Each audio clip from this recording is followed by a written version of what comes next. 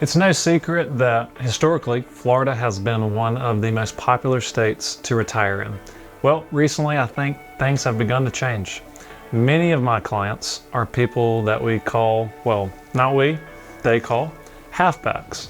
And that is folks that have come from the north, relocated to Florida, and once they got there, have figured out Florida just isn't for them for a number of reasons. So many of these clients moved from Florida because it's flat, it's hot, there's not 4 seasons, it's getting very expensive, the people are rude, and they just want a different pace of life. So in this video, we are going to cover retiring in Florida versus retiring in Greenville. Let's do it. As always, my name is Sawyer, your friend in real estate here in the upstate of South Carolina. And it's our goal with this YouTube channel that we are your #1 resource for all the things that you need to know about your relocation to our wonderful area. So if you like this video, do me a favor, like the video, subscribe to our channel, and leave us a comment in the comments. We'd love to meet you there in the comments. And please feel free to reach out to me. I'll give you my information at the end of the video, so be sure to stick around to the end. Let's get into it.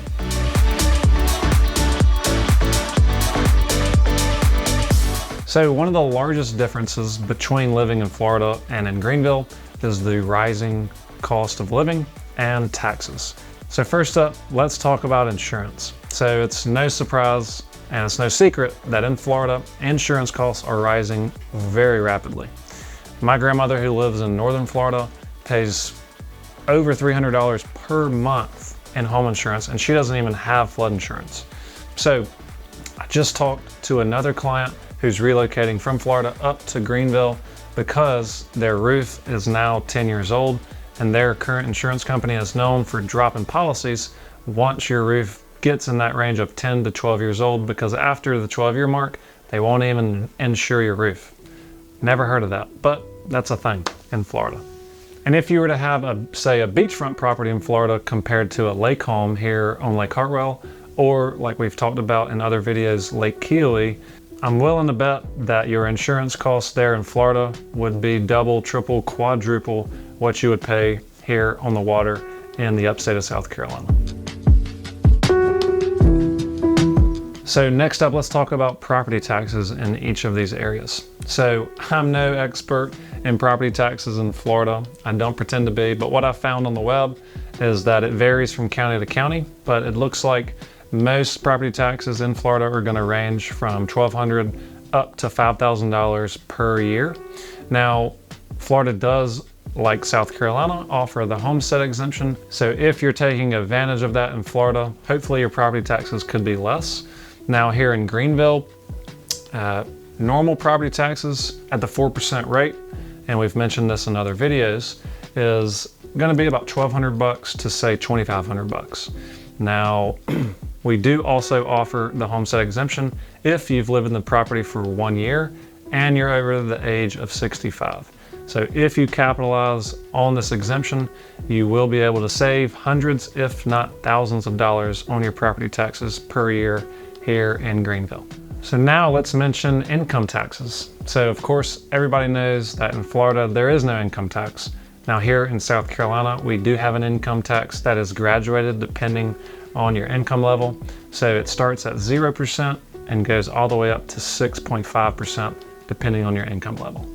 So when you consider all the things that we just mentioned, in addition to the possibility of natural disasters and the hurricane insurance that you'll have to have if you live in Florida, cost of living in Florida should exceed that of Greenville. So while we're on the topic of natural disasters, let's talk about the weather here in Greenville versus Florida. So like we've mentioned, Florida is known for having at least one, if not several hurricanes every single year. And many of its residents have to pay homeowners insurance, flood insurance, and I think it's called hurricane or wind insurance to protect their homes from the damages of hurricanes and other significant natural disasters. Now here in Greenville, that's not anything that you have to worry about. If a hurricane hits the coast of South Carolina, or even if a big hurricane hits the coast of Florida or Georgia, we won't get any significant effects of that hurricane, we might have some residual rainfall and some wind. No one here carries hurricane insurance, and not that many people even carry flood insurance.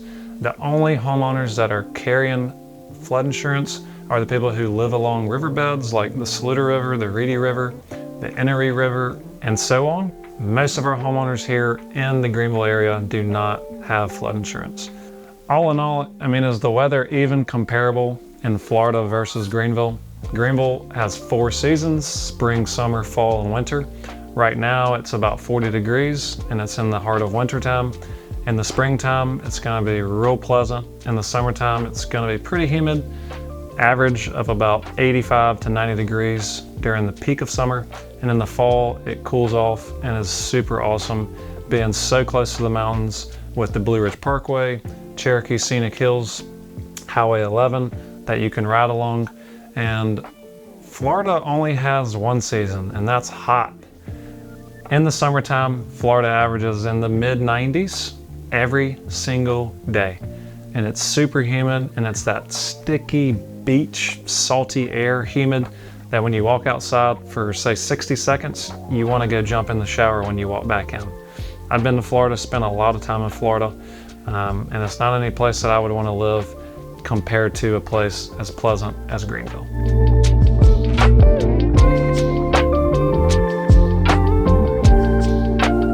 So I do think a benefit of living in both states is the opportunities for recreation outside.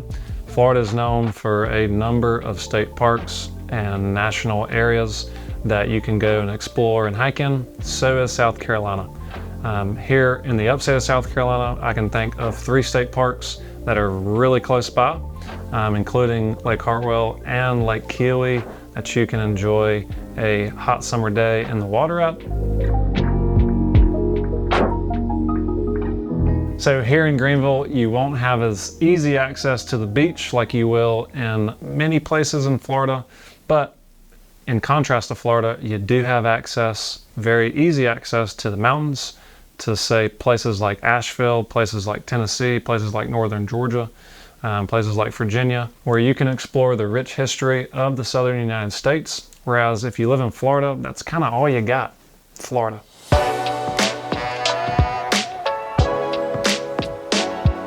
So there is an argument to be made that you could spend more time throughout the year outside in Florida doing things that you love. However, I would argue that the time that you do get to spend outside here in Greenville is better spent because the weather isn't as brutal and you get 4 seasons as well. So many of my clients that do decide to relocate to Greenville do so for a number of reasons. We're home to the #1 small international airport in the entire country, Greenville-Spartanburg International Airport, that has direct flights to multiple other airports throughout the country. So you can get to a lot of different places just within a few hours if you need to in a pinch. As well as an awesome downtown that attracts thousands of people every year. A robust economy that is primed for continued growth over the next several decades, as well as lesser association costs per year. So I have clients who are relocating from Florida, and one of the main points that they make to me on my initial call with them is that the HOAs there are overbearing and overpriced. So many of my clients pay hundreds of dollars per month in association costs compared to hundreds of dollars per year in association costs here in Greenville. And for what? For somebody to tell you how high you have to cut your grass? Who wants that? Florida is littered with 55+ communities. And if that's ultimately not a type of community that you want to live in, and if you want to live in a type of community where it's not cost prohibitive, it's not full of nosy neighbors, you have more privacy, and you don't have someone telling you how high you have to cut your grass, then you need to come and check out Greenville, South Carolina and see if it's a good fit for you. So hopefully all this information was helpful in considering Florida versus Greenville as a location for you to retire to. And if you found this information helpful, please shoot me a text at my cell phone number below or email me directly at my email below. I would love to send you an exclusive list of homes for sale here in Greenville that fit your possible criteria. and talk to you about all of the awesome things that Greenville, South Carolina has to offer you during your years of retirement. Until next time, be safe.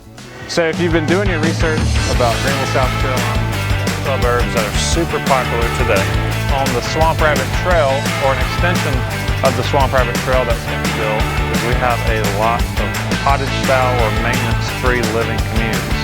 Now, relative to other parts of the Southeast, Greenville still has a pretty low cost of living.